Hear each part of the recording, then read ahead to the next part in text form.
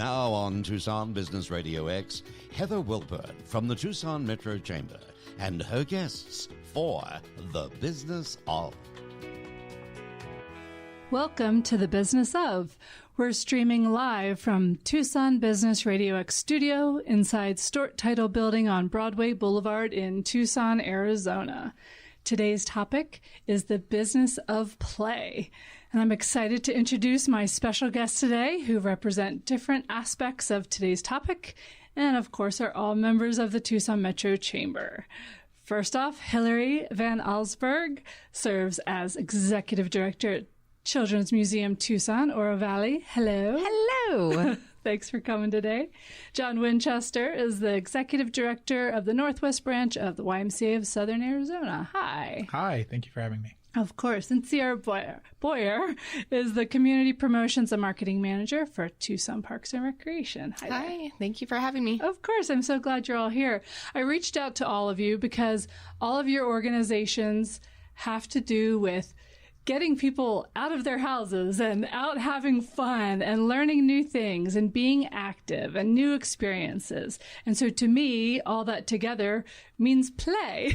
And whether you are 3 years old or 103 years old, I think you should always have an excuse to get out there and learn new things and be active and have some fun. So that's what we're all here today about, really. So why don't we get started by each of you telling me a little bit about your background, and that way our listeners can put the voices to each name. Do you want to start off, Sierra? Sure. I was born and raised in Tucson, Arizona. I went to high school at Sabino, and I grew up playing softball and got a scholarship. And so I went and played softball at Marshall University. Don't know if you've heard of it, but it's in West Virginia. I was going to guess West Virginia. They made a movie about it. Yeah. Wasn't that about football? It was about football, yeah, and the plane crash. That's the bummer. But Matthew McConaughey was in it, so I'm sure you've heard of it or seen it, maybe. So I played softball there and graduated, and then got in the field of Parks and Recreation in North Carolina as a part-time gig, and then worked my way up. And my background is sports management and marketing at the university. So when I saw a job opened up in Tucson at Tucson Parks and Recreation, I moved back before I got the job and got a job at the YMCA. And a few months later, Did you know that job? Did not know. A few months later, I got the job. And so I left the YMCA. But I kind of always stayed in the field of Parks and Recreation. Kind of. YMCA is pretty close. Mm-hmm. And here I am now, That's 7 years later. Fantastic. And Miss Hillary? Nice. I think we all move around. So I am a native Arizonan as well. I grew up in Phoenix. I went to NAU for undergrad. I moved to Tucson for U of A Law School. And I built a cabin in Elgin. So I'm just kind of sliding downhill, kind of covering all my bases. That's great. Are you making your own wine? Well, we're sampling the wine. I can't say that we're making wine yet. It's just for weekends. So we're not really down there enough to, lose all the money in the vineyards that one would have to invest. But they're making great wine down there. I've heard. Yeah. I know. Yeah. I need to check it out again. It's been a few years. Yeah, it's good. John, tell us about what you're up to. I, too, am a Tucson native, born and raised here, went to the U of A several times. Nice. Most recently for my master's in public administration. Also went there for undergrad. I worked at the U of A in public and community relations for a while, and then I started working out at the Northwest YMCA as the executive director of that branch last year in April. Oh, okay, so fairly recently. Less than a year. Great. That is such a nice Y there. I've been there before, and you have the exposed rammed earth walls as you walk in. We do. It's a beautiful facility, and it serves a large population up in the Northwest, where the Northwest it's the Northwest Pima County YMCA Community Center. So we're a service provider on behalf of the county and unincorporated Pima County, and we also pull residents from Oro Valley and Marana and North Tucson. So the YMCA is a community builder, and so several of our other branches are partners with the City of Tucson, OTT, and Lighthouse and Mulcahy. And so we try to build as many partnerships as we can, often in parks and recreation. So that's great. And since both of you do have a little overlap, what I like the most is that both of your organizations appeal to the littlest toddler on up to senior level type programs. Right. Tell us about, say, some of the programs that are geared more toward the older folks. So we do have 3 dedicated senior centers. Mm-hmm. So they do senior programming out of there. Sometimes it's like card games or little fitness classes, and we partner with PCOA to host some of those. They also have senior membership cards to where they can use the weight room and the pools on certain days, right, as well as the rest of the recreation center. We just got done with hosting the Senior Olympic Games, right. Senior Olympics Festival. How many years has that been going on? Forever. I think it was like 30-something this past year. That's awesome. Yeah, thousands of athletes from not just from Tucson, just from southern Arizona or a little further, come and compete. Anything from like archery or bowling to, I think we have pool on there, billiards and stuff like that. So I love that. It seems like pickleball is the latest craze. Gosh. Yeah, pickleball's huge. Yeah, my parents, who now are in Pennsylvania, but they would stay in Saddlebrook for 2.5 months at a time, and they would play pickleball. My dad would play pickleball, and I was like, at first I was like, what's pickleball? But I guess it's great. It's more of like a low intensity tennis game. They get pretty intense. It's a slower tennis, right, slower, because it's a wiffle ball, essentially. Right, tennis, ping pong, combined in one. Yeah. Without the table. Yeah, without the table. We had a 78-year-old woman break her wrist. Oh no! Last summer, diving for a ball. Well, good for her. I mean, it's awesome. But but they're real. They're serious. Yeah. My nephew is a pickleball coach. I mean, it's a real incredible. deal. Yeah, we get 50 or more people a day coming into play. I love that. It's incredible. And Hillary, I bet from your perspective, even though you're at the Children's Museum, I bet it is such a delight to see some of the little ones come in, maybe with their grandparents, and just to see that interaction. No, it's so great. And I think what families like about coming to the Children's Museum is that it's a safe place to come, and you can engage at whatever level you want, right? Right. So if you aren't necessarily involved in their life every single day, if you're just coming as a grandparent, you're just visiting with them, you get the opportunity to go somewhere fun that's all sort of open-ended, and you can have a fun time that doesn't necessarily have to be orchestrated by you 100%. So. Exactly. And when you do that sort of activity too, those experiences are what kids remember. And I like that everything is so hands-on, and it's not like you're paying hundreds of dollars to go to Disneyland, and you still have these really great experiences. Well, and you can come, and you can, if you're a member, like you were saying, John, that you can come and experience for as little or as long as you want. If you want to come 3 times a week, we have people that do that. We have people that build it into their, drop off the older child and then bring the younger one in for any kind of playtime. And it's one of those gathering places that I think people really enjoy, having the opportunity to, like you said, have hands-on play. It's all very interactive. So I'm most familiar with the downtown location, but now I hear that there's the Oro Valley too. Tell us about that. How long has it been around? We're celebrating our 5-year anniversary in May. I think it's just because my kids are older. Somehow I skipped that.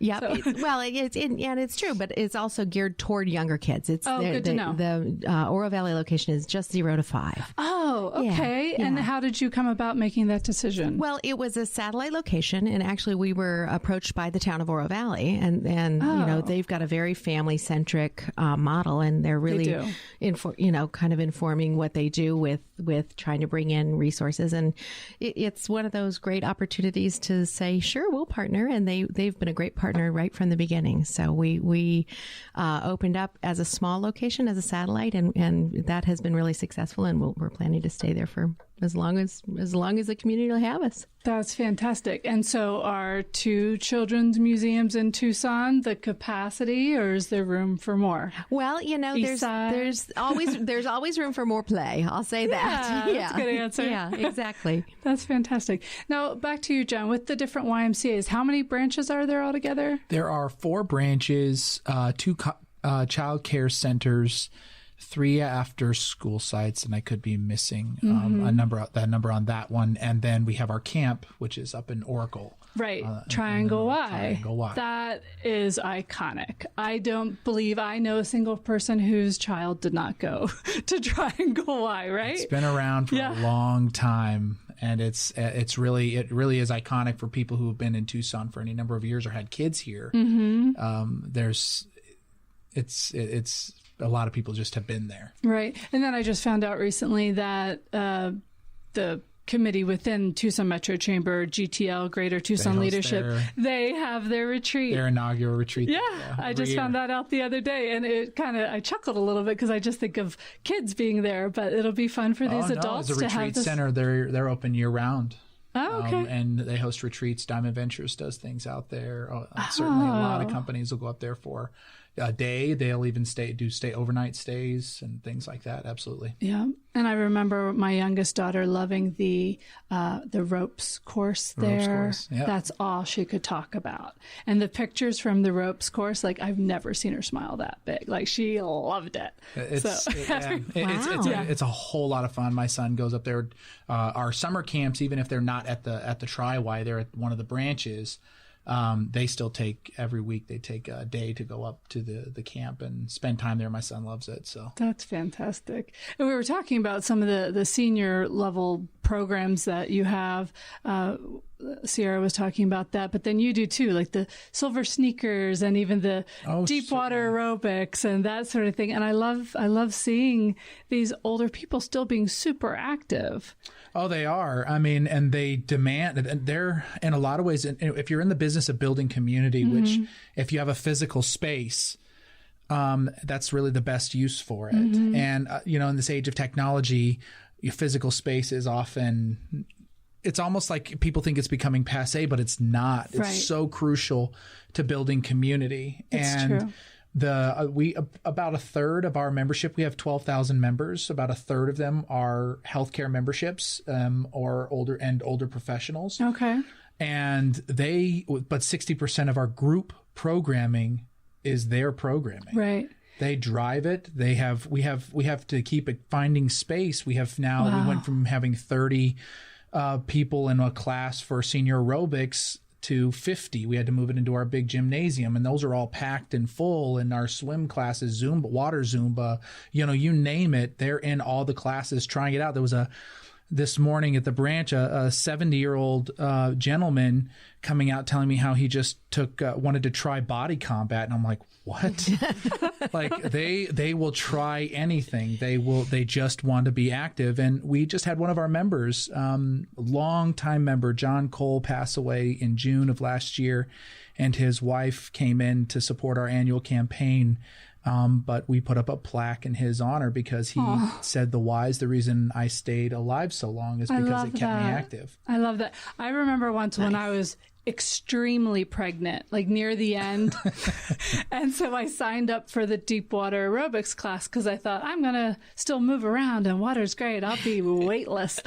And so right when it came available, I went in, logged in and booked it. And then the first day of class I showed up, and these other women were all like, well, where's Betty? Where's Betty? And then one of them was like, well, Betty said that she logged in and there weren't any spots left. So here I am. No. Clearly took Betty's spot. Clearly. And I'm so sorry, Betty. Can't they squeeze her in? Sorry. First come, first served. They know that. And so they were very kind. They were very welcoming. But deep down, I was like, oh, man, I'm so sorry, Betty. Didn't mean to take your spot. I was just trying to. No, it's competitive. Yes. They come in 30 minutes before to make sure that they get their spots. That's great. So before we went on air, of course, I had to ask about the adult party over at the Children's Museum Tucson that I've heard about, but I still need to go. So, Hillary, tell us about the Evening of Play. Evening of Play. Tell us more. Oh, you've got to come. It's so fun. So this year it'll be on October 3rd, and we have it every year in October. And it's just a chance for adults to come to the museum and play like a kid. So you can't come to the Children's Museum normally unless you have a child. That's just a rule we've got, and that's how we're sticking to it. Right. But in the evening, when we do our big event in October, you can come and play on the fire truck and, take your photo in the photo booth. And That sounds so fun. We bring in a lot of wonderful restaurants, and they have great food, and you're in all the different exhibits. We've got music, and we have a great candy table at the end of the night, and a mac and cheese bar, and snoring dogs, and all kinds of stuff that just makes it fun to be there. But what we really love about it is that it is a fundraiser for the Children's Museum. This is one of it's actually our only fundraising event where we're asking people for money. But your sponsorship of the event or your ticket to come to the event is the only time we ask you for money. It's not a sit down formal dinner where you have to, get out your checkbook. It's just to come and have fun at the museum. Now, so tell me about the attire. Do people come ready to play, or do they come in their little fancy, or just anything goes? Well, it is Tucson. So we call it Tucson fancy. So we have had people that'll come in their jeans and their cowboy boots, and we've got people coming in tuxedos and sparkly gowns. So it's kind of whatever you're comfortable doing. Yeah, that's awesome. Yeah. And Sierra, even though we're only in March at the moment, summer is going to be here before we know it. So do you already have your summer programs set? And yeah, we've been working on the summer catalog now for a couple months, which will come out. Well, the classes will be online March 13th, and our paper catalog will be out soon after. Okay. But we're still taking registration for spring classes, so it's kind of we take those until March 16th, but we have to plan for the summer. Everybody's looking for their summer camps to go to, or their classes they want to take, some swim lessons they want to get started on, so they've got to make those plans. So we're getting that out soon. Definitely. And you have so many pools and splash pads. I wonder if the general public is aware of how many opportunities there are. I'm always thinking of the Edith Ball pool, for example, how it's so nice that part of it is tented, so you're not being baked by the sun in the middle of summertime. And yeah, that is. We actually have 20 pools citywide. I didn't realize it was that many. I thought you were going to say 8, no, which is a lot too. Yeah, 20, and we actually have more pools that are still closed. Back when we closed for budget reasons in 2009, I believe. Okay. But we've been opening more and more pools every year. And so the Edith Ball Adaptive Recreation Center is one of the cool ones. It has a therapy pool, but it also has an outdoor pool that's tinted. But all summer long, kids swim free at all of our pools except for Edith Ball. Okay. But even then, it's only $1 for youth and $2 for adults. But that's something that we like to do for the kids during the summer. They swim free, and then we have some pool parties throughout the summer. Right. Things like that. And that one in particular is also pretty cool just because you can be there, and then all of a sudden, because of the proximity next to the zoo, you hear an elephant or a lion, and that's so cool, especially if you're there in the morning when they're having their breakfast. They seem to make their voices heard, right? That's right. And then tell us, too, about some of the adult programs. I remember going there when my kids were little, but then you could see all these people playing badminton or playing volleyball. And so how can people get involved with some of those programs if they want to be in tournaments or whatever? Yeah, each of our recreation centers are different, and they offer different things throughout the day in, say, like open gym or badminton or pickleball, volleyball. We have basketball going on, and that's just our recreation center offerings. Our leisure class offerings, we even offer intro to badminton or pickleball, language lessons for adults, jewelry making, pottery, ceramics, photography, health and fitness classes. I always say we offer something for everyone, but it's so true. It's cliche, but it's so true. It is true. There's so much, hundreds and hundreds of classes that we offer for not just for kids. And a lot of times people think Park and Rec is just for kids, but it's I took a furniture upholstery class once. This was many years ago, but I absolutely loved it. And I went on to reupholster at least 3 or 4 chairs and in-depth stuff. I mean, not just putting on a new little seat cover. Like I was taking it all apart and the razor stuff and, and I learned so much. And the instructor was fantastic. She must have been 80. I want to say her name was June. I mean, this was a really long time ago.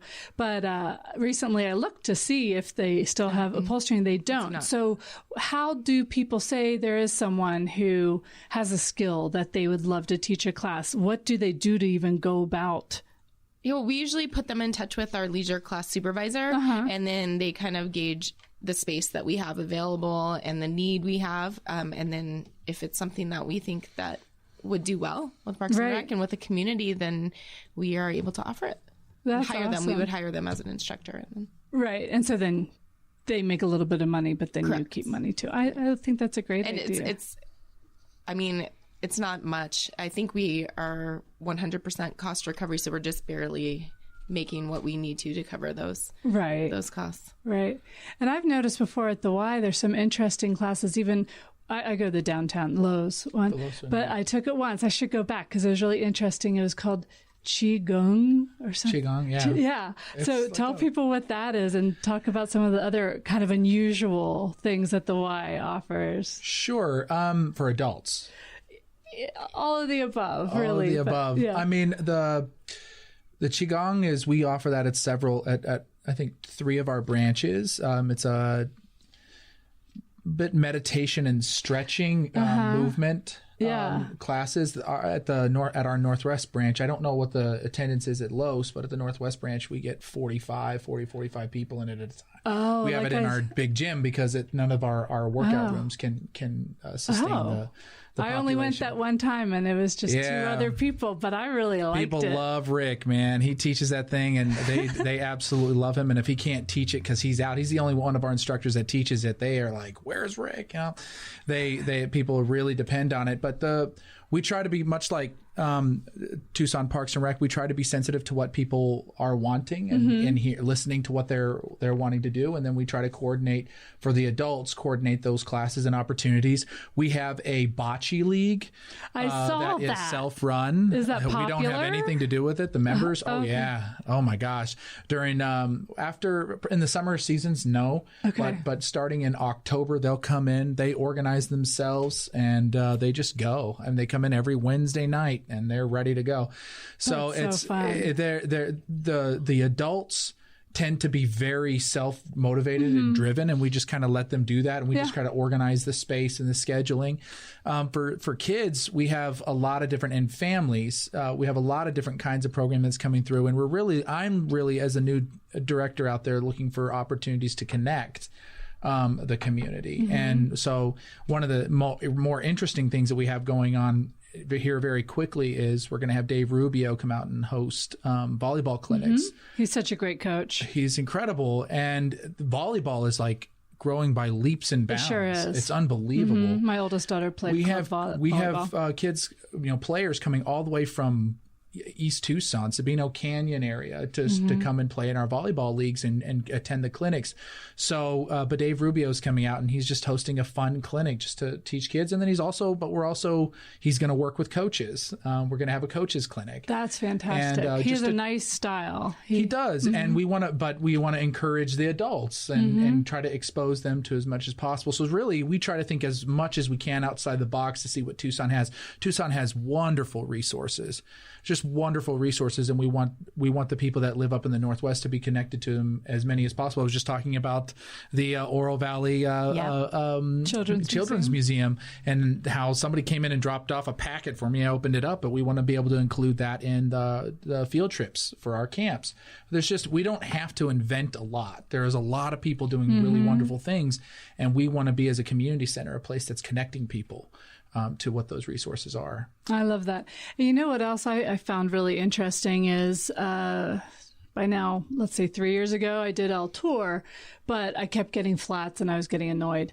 And so I just started doing spinning classes. I strictly did spinning classes. But then even the people who were doing the spinning classes would go on bike rides together. Yeah. And so it really was building the sense of community just from seeing the same faces over and over again. So it doesn't even have to be a spinning class. It can be anything. But I like that, where you start to get to know your instructors. You start to get to know the other people, and then you realize, Right. I mean, well, that's the YMCA ethos. The programs are a means, they're just a vehicle for us to be able to build communities and build relationships and connection.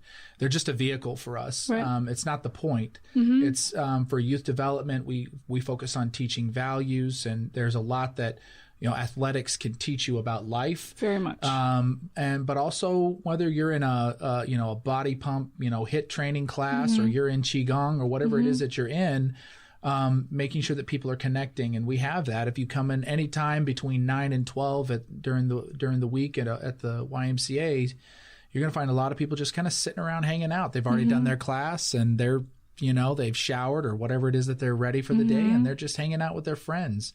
It's a cool space to be in, where people are just kind of connecting that way, and that's what we try to do. Right.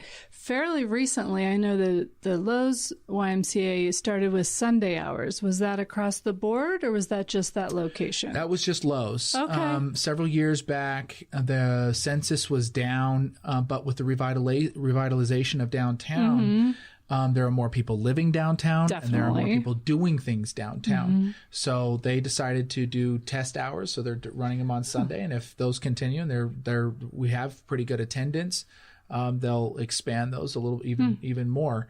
But it's a product of the fact that there's just more people downtown doing things. Right. I love that. And one of the other, I think, nice perks about being a member of the Y is that it's a nationwide membership. So you could even be away on business in Denver and show up at that Y, and you could use their facilities. We see a lot of people. I mean, I just took a tour with a couple that's in town visiting. They are wanting to move to Tucson. They're from Wisconsin. Okay. And we get those all the time. All the time. When we had the Nova Home Loans Bowl here, the amount of people who were here from Wyoming was incredible, and they was just telling us, how much they loved what was going on with all of the events and things surrounding the Nova Home Bowls, and it was just kind of a weird kind of insight into the people that were coming in and traveling. So the YMCA, because it's a nationwide membership, we get a lot of that up in the Northwest, as well as snowbirds and visitors and all kinds. So it's a lot of fun. I love that. That's great.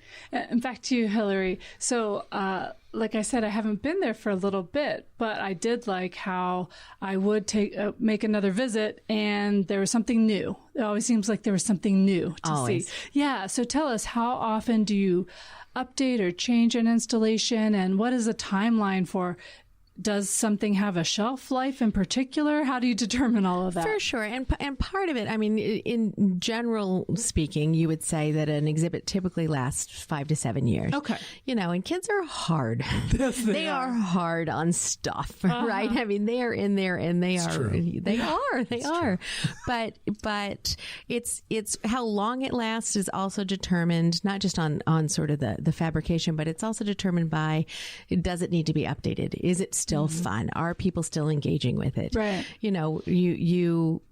You say that we keep our exhibits, this room is done and then you move on to the next one, but it's really an ever evolving project. You're always updating. There's always new pedagogy. There's always different ways that you can say, wow, okay, well, we've built this fantastic exhibit, and what are we going to do to engage school tours, or how are we going to get people to have a literacy aspect once they're into this particular exhibit, or what are we going to do?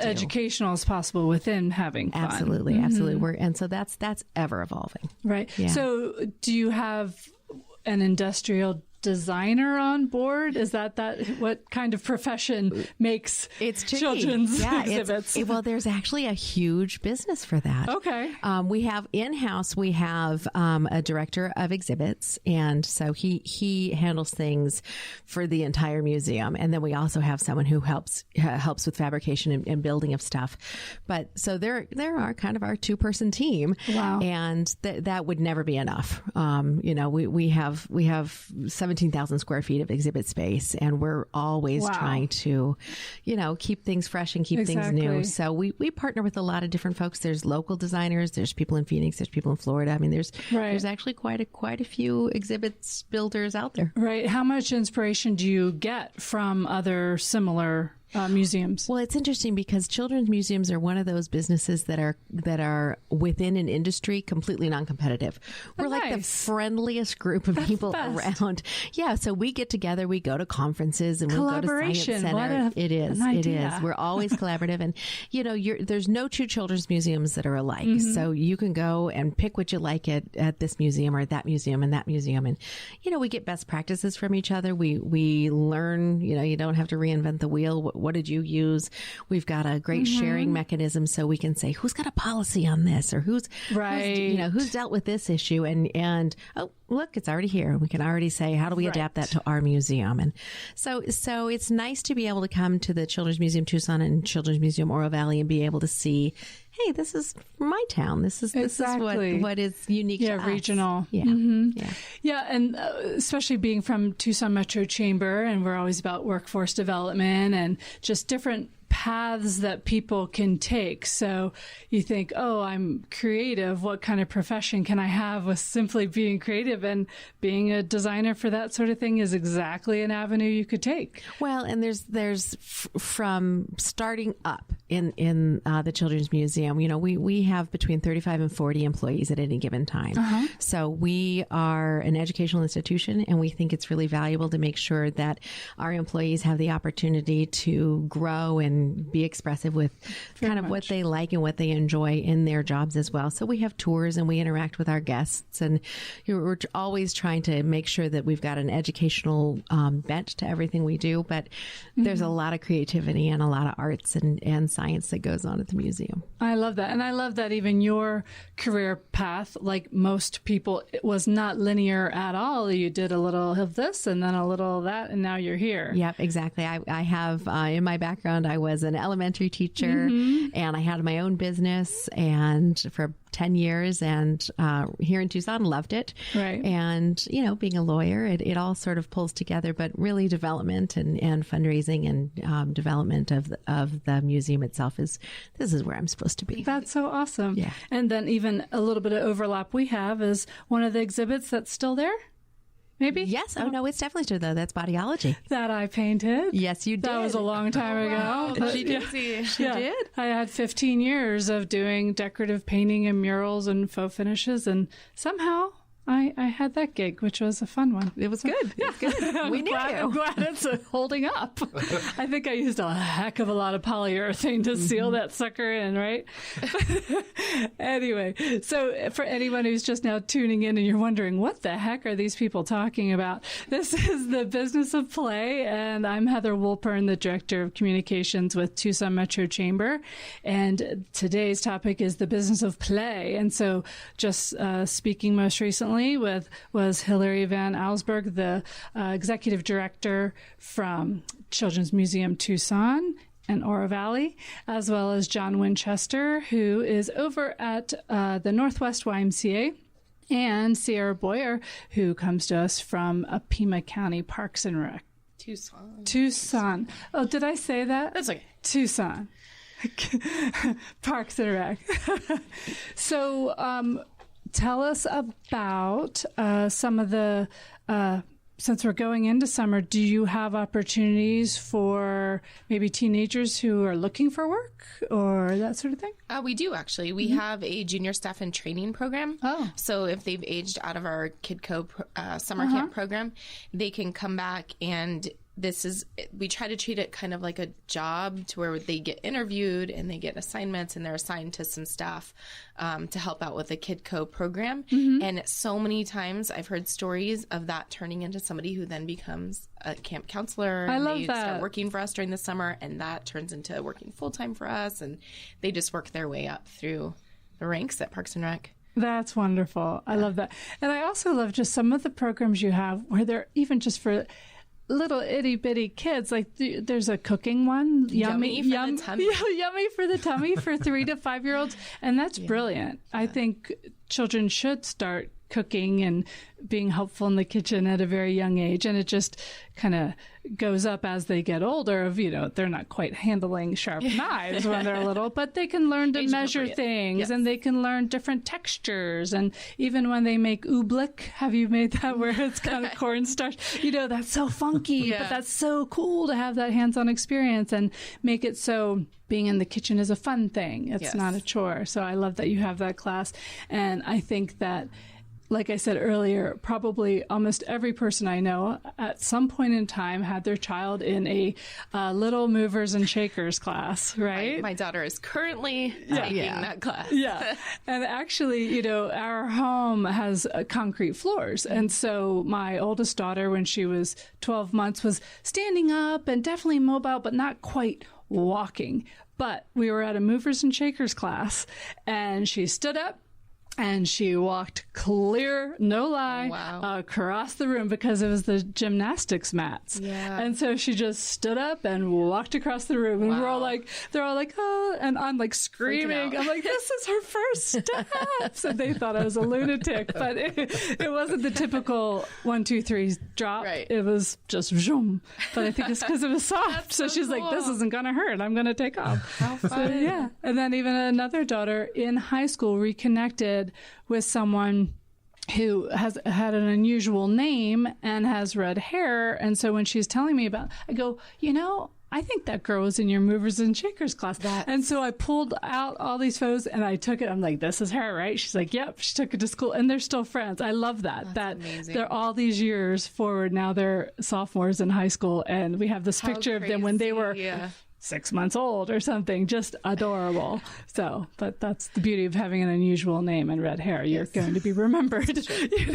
Well, that's Tucson too. That is Tucson. Our 2 degrees of separation. Yeah, right. I know. It's hard to meet someone if you say place you used to work or, I don't know, school your kid went to and you don't know someone, definitely.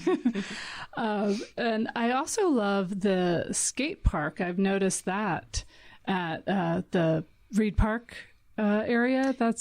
We actually have 5 skate parks 5 throughout the city. Yeah. Oh, I did not know that. Okay, Yes. tell us more. Yeah, there's more than that. You can learn. find all the locations on the website. There's even a group fundraising now to make improvements at the Randolph Skate Park, which is near this location, but also to potentially build a new skate park underneath the Cushing Street Bridge so that it's like shaded. What? Yeah. So they're fundraising right now to see if we can build that.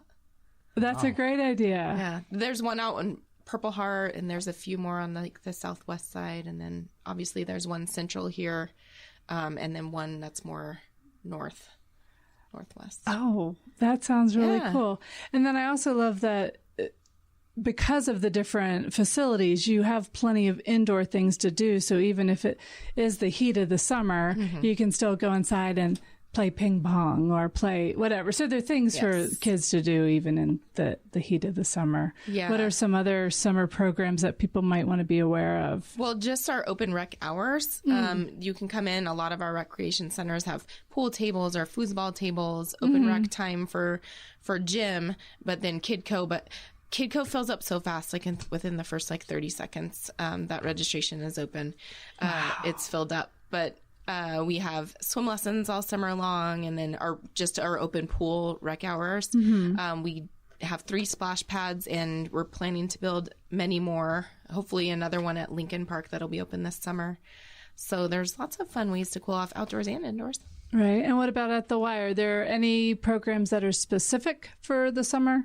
Oh, yes. I mean, we have our normal summer camps, which run 10 weeks starting the week of Memorial Day. Okay.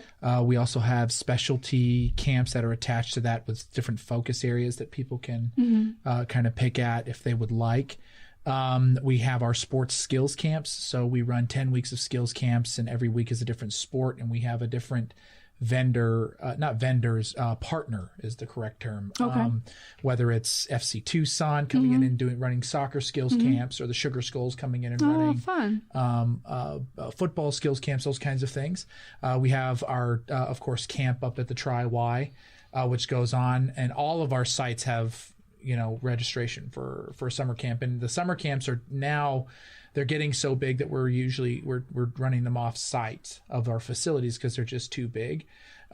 We have special camps, and then we have our athletic season, which we have our summer athletic season, which starts at the very end of May, same week as camp starts. So we'll be running basketball and soccer.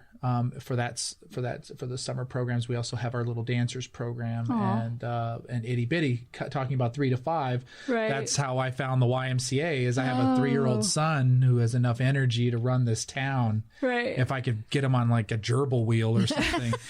And he was driving us nuts at home. Yeah. And we were like, I got to get this kid into something. But at 3 and 5 athletics, there's not a lot of options. Right. And we found the itty bitty program at the YMCA, and we put him in there. And it's not competitive at that age. It's about teaching skills and body control, things like that. So he loved it.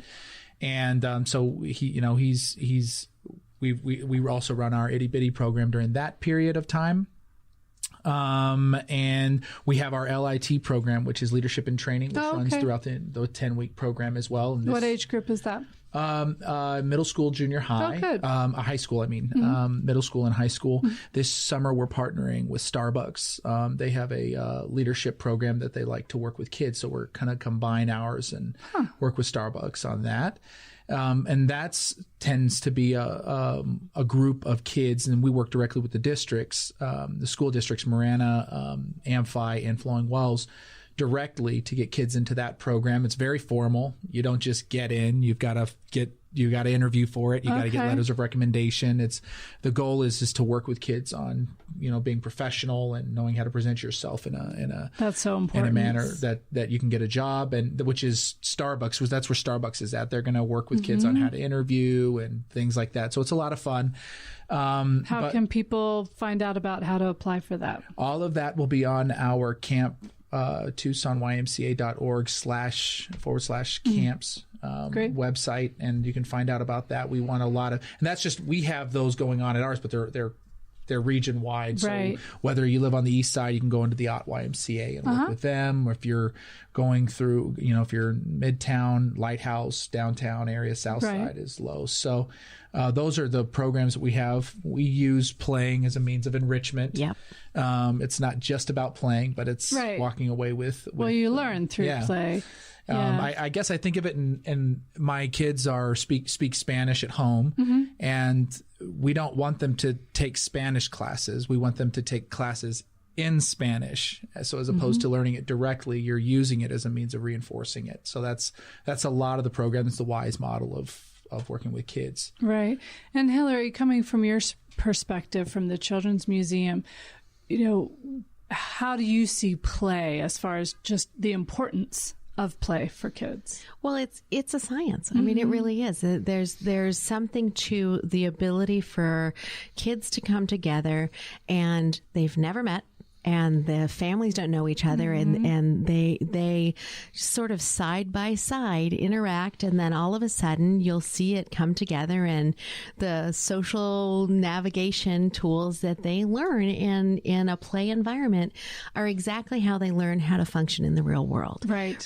This is their business. This is their ability to sort of interact and become social and navigate their world, and you can see it. It's sort of plays out when you watch, like you'll go into the Mercado in the Children's Museum in the Bodyology exhibit, and you'll watch sort of the movement of kids.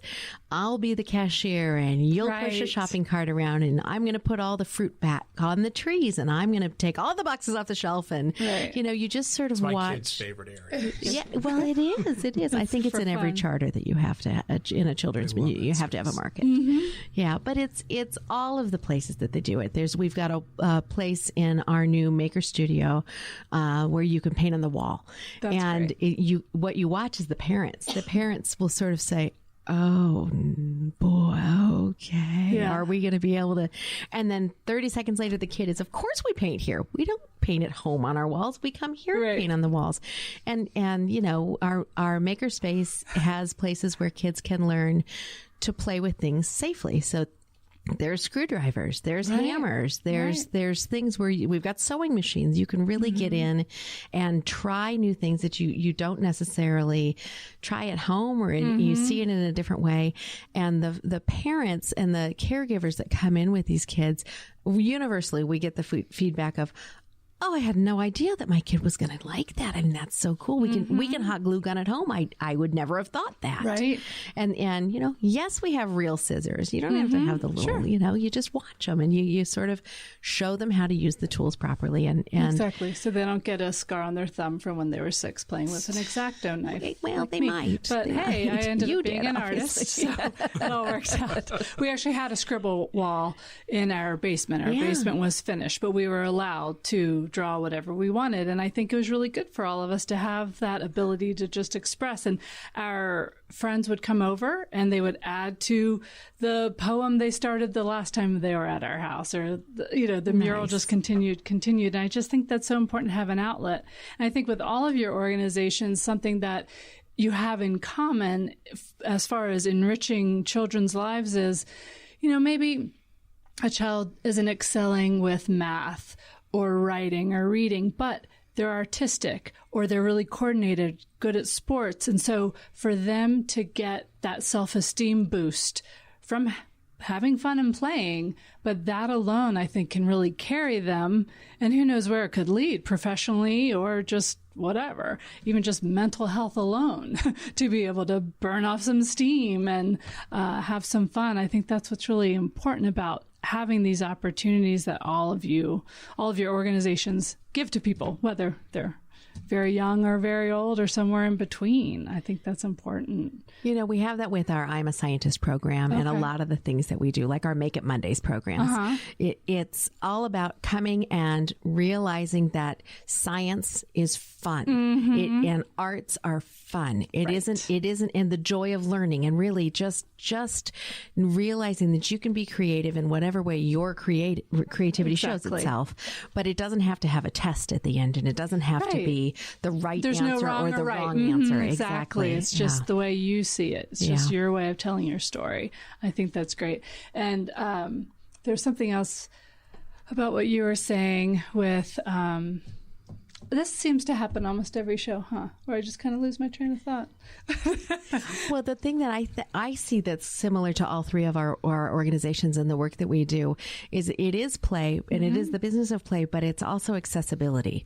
I think that we talk about accessibility just to the point of exhaustion, because this isn't a place where you come just because you can afford to get in. The Children's Museum, Parks and Rec, the Y, we're all working really hard to make sure that everyone has the ability to come to these places, and we have affordable ways to do that. And we're trying really hard to make sure that this isn't just a place for the kids that can afford it or the families that can afford it. This is everyone's place to gather. That's important. And I also saw something on your website, Hillary, about the My Time inclusion. Tell us about that. Well, we love that program. It's been going on for several years. We have it both in the downtown location and in Oro Valley. Okay. And it's a time, we call it My Time because it's an open access time for families to come together.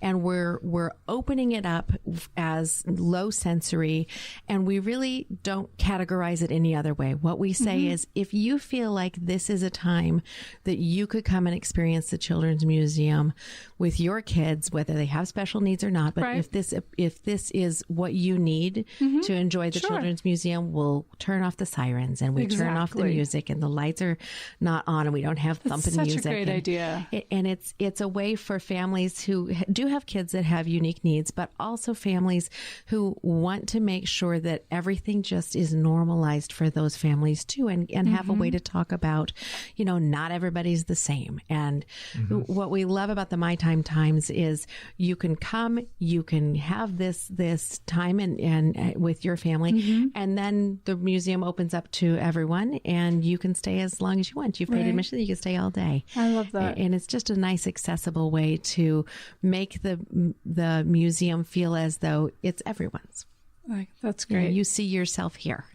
I love that. And do you have certain elements too, where you kind of are reaching a broader range of people, certain elements Well, I mean, ours is not necessarily inter-age group as much as they are the vast number of age groups that we span, programming for, families, or programming for professional adults without families. When people when you only have one facility and you have that many people, that's where our programming is. But we have to be aware increasingly.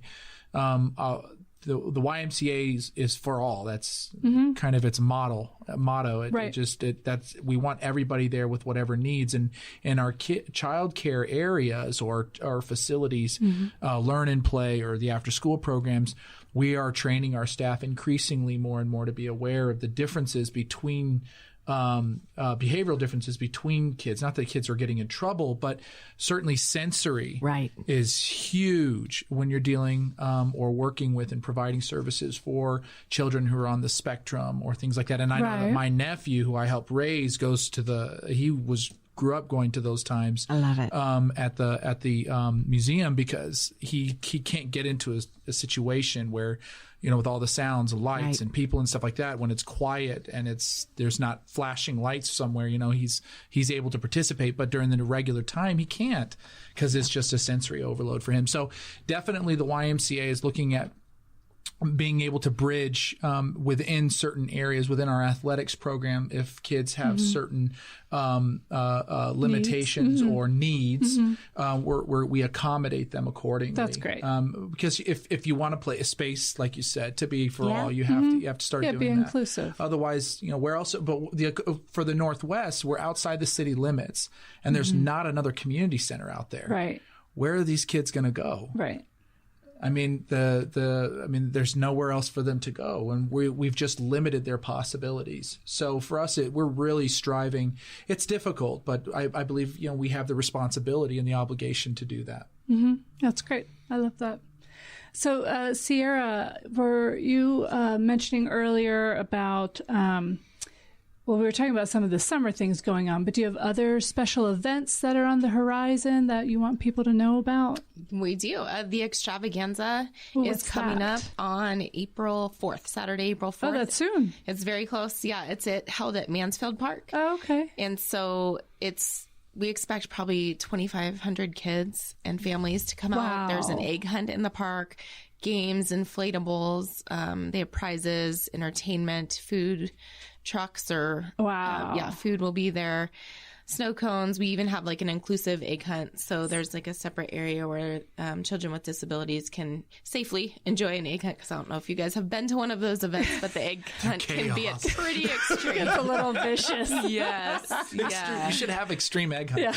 Yes. It's already extreme. How much more extreme can it get? Maybe an adult egg hunt. That would be kind of fun. I mean, the adults pretty much do it anyways with their kids. But yeah, that's Saturday, April 4th from 10 to 1 at Mansfield Park. Do you just show up, or do you need to register? It's free. No, you just show up. So I say we expect 2,500. That's just based on past attendance, but depending on weather, we could have way more than that or some less. I love that. And what about you two? Any other special events or just things you want to make sure that the public knows about that's on the horizon? Yeah, we have a ton of special events coming up. Actually, we've got the Earth Day Festival coming up, and we've got All Abilities Day coming up. We just had Sci-Fest. We just hosted Rare Disease Day just this last weekend, and we get 2,500 is pretty standard for events at the Children's Museum. They're all on our website, so you can watch and see what's coming up. But there's always ways to come and the My Times, you watch for the My Times, so you can go to the downtown location or up. And of course, we've got summer camps and spring break camp, and there's always something happening. Perfect. And what about, did you have something to say? I'm sorry. I mean, along the same lines, we have our spring break camp coming up in a week. We have our volleyball season is starting here in April. We have volleyball clinics with Dave Rubio coming up in April at the Northwest Branch. We also have Healthy Kids Day, which is a national YMCA day where all of the associations across the country work on getting kids to be thinking about programming coming up in the summer, because weight gain is the summer is the highest weight gain period for kids. So we want to keep them active. We have our Healthy Kids Day 5K going on this in that morning, and then we have we have a fair. We have all kinds of medical providers and programs for kids to stay involved and stay active, whether it's in our sports programs or our camps or other things that other people have. So they're not just planted in front of the TV. That's right. We have a no screen policy. I like that. I think screen free is the screen free. Yeah, you can make a commercial for us out of that. So we work with the school districts as well as the governing bodies around us to reach kids and try to give them options that are beyond being at home for the summer. So it's really our event that we use to prep for summer, because immediately within a month we start summer camps and programming. Very cool. So let's wrap it up by talking about any volunteer opportunities the three organizations might have. Oh, we actually have a volunteer coordinator who coordinates all of the volunteer efforts, and it's pretty much like one person can sign up online and say what areas they're interested. So do they want to clean up a park? Do they want to help at a front desk of a rec center? Or like whole groups of people can say, we want to organize a park cleanup. So they just go through the volunteer coordinator and all that information. That's such a great idea. I mean, that would be a good team building exercise for an office to go out and help clean up a park. Agreed. I might take that back to the office. And what a great opportunity too, right? And it feels so good. Just to do something that you feel, we bipped in, we could do it every week, or we could just do it one time. That's great. I love that. And Children's Museum, we have volunteer opportunities. We have, you can always come to our events. You know, you would go through our volunteer coordinator as well. And you've got special events, and we have interns. There's opportunities to interact with kids and kind of get your feet wet and decide if you want to work with it or in a childhood environment or not. Because sometimes it seems real fun at first, and you think, I don't know if this is for me, and this is a great place to test that out. That is. There's a big difference between taking care of your kids and somebody else. Isn't that the truth? Yeah. And volunteer and or job opportunities with these guys. Same here. We're year round. We always have volunteer opportunities, whether it's in coaching, after school tutoring programs, swimming, all throughout the facility. Wherever there's a program opportunity, we plug volunteers in. Our Healthy Kids Day with helping get set up for all the vendors and everything that come out to the Northwest branch or any of the other branches. The other branch we have is hosting is OTT on the east side, but we're always, there's no lack of work in the nonprofit and public sectors. Right. There's always something to do, and we thrive or depend on that extra kick we get from really the community, the wonderful community that we live in. So, and job opportunities always. Whether it's lifeguarding, childcare for summer camps, childcare in general, front desk, you name it. Awesome. We're always hiring. Same. Lifeguards are always in need. It's like, where are they? Know. Yes. Good to know. Well, we should share. Right. Well, thank you so much to my special guests, Hillary Van Allsburg, John Winchester, Sierra Boyer. I'm so glad you all joined me today. This was fun. This was fun. Upload a photo from the Business of Play to the Tucson Metro Chamber website and on Tucson Business Radio X website, so you can put a face to our names. And our contact information will be there as well. So if anyone has any questions, please reach out directly. And do please follow Tucson Metro Chamber on all of our social media channels, and check out TucsonChamber.org for upcoming events or membership information. I'm Heather Wolpern, Director of Communications at Tucson Metro Chamber, and I look forward to sharing more about how the Tucson Metro Chamber helps Tucson businesses thrive when I host the next Business of on Tuesday, April 7th, when we'll talk about the business of cannabis with my special guests from the Growers Network and the Downtown Dispensary. Thanks again. Bye-bye. The Business of, an informative podcast with Heather Wilburn from the Tucson Metro Chamber, can be heard here continuously on TucsonBusinessRadioX.com.